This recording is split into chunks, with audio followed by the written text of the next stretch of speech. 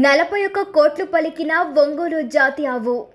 ఆవు మహా అయితే పొలం దున్నడానికి, పాలివ్వడానికి మినహా దేనికి పనికొస్తాయిలే అని అందరూ అనుకుంటూ ఉంటారు. కానీ ఓ ఆవు ఏకంగా కాసుల పంట పండించింది. ఇటీవల బ్రెజిల్లో జరిగిన వేలంలో ఓ గోవు అత్యధిక ధరకు అమ్ముడైపోయి రికార్డు సృష్టించింది. అక్కడ జరిపిన వేలం పాటలో ఏకంగా $4.8 మిలియన్ అంటే సరిసుమారు భారతీయ కరెన్సీలో 40 కోట్లకు పైగా ధర పలికి అందరినీ ఆశ్చర్యపరిచింది. భారత్కి చెందిన నెల్లూరు ఆవు విదేశాల్లో అధిక ధర పలికి సరికొత్త రికార్డు సృష్టించింది. శ్రేష్టమైన జాతి, నాణ్యత, మంచి లక్షణాలు కలిగిన ఆవులో సాధారణంగానే ఎక్కువ ధర పలుకుతాయి. జపాన్కు చెందిన వాగ్యూ, మన దేశంలో బ్రాహ్మణ్ పేరు గల ఆవులకు గతంలో రికార్డు ధరలు దక్కాయి. తాజాగా బ్రెజిల్లోని మినాస్ గైరస్లో జరిగిన వేలంలో నెల్లూరు జాతికి చెందిన వియాటిన్ 19 అనే ఆవు 40 కోట్లకు అమ్ముడైపోయింది. ఈ ఆవు సుమారు 1101 కిలోల బరువుంది. సాధారణంగా ఈ జాతికి చెందిన ఆవుల కంటే కూడా దీని బరువు రెట్టింపు ఉండడం గమనార్హం.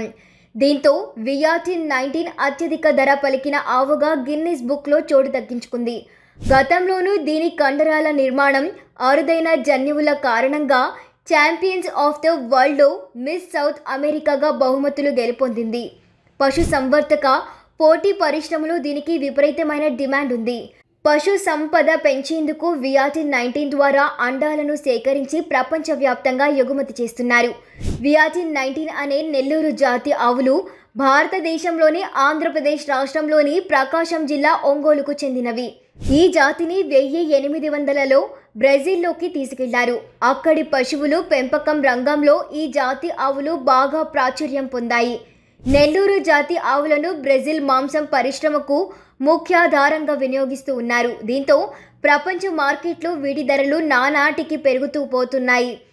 ఈ జాతి ఆవుల శరీర శాస్త్రవం, వ్యాధి నిరోధకతకు ప్రసిద్ధి చెందింది.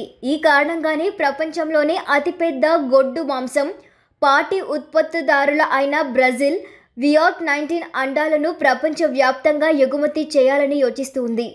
వియాటిన్ 19ను పుట్టించడానికి మూజెనిక్స్ పద్ధతిని ఉపయోగించారు. ఇందులో సరోగేట్ ఆవులను ప్రత్యేక పిండాలను అమర్చడం ద్వారా క్లోనింగ్ చేస్తారు. వియాట్ 19 ప్రీ ఓవెన్ అండాలను కొనుగోలు చేయడానికి చాలా దేశాలు పోటీ పడుతూ ఉన్నాయి. ఈ ఆవు అండాలు భారత్లోకి రావడం వల్ల కొత్త జాతితో పశు సంపదను బలోపేతం చేయవచ్చు అంటూ ఉన్నారు.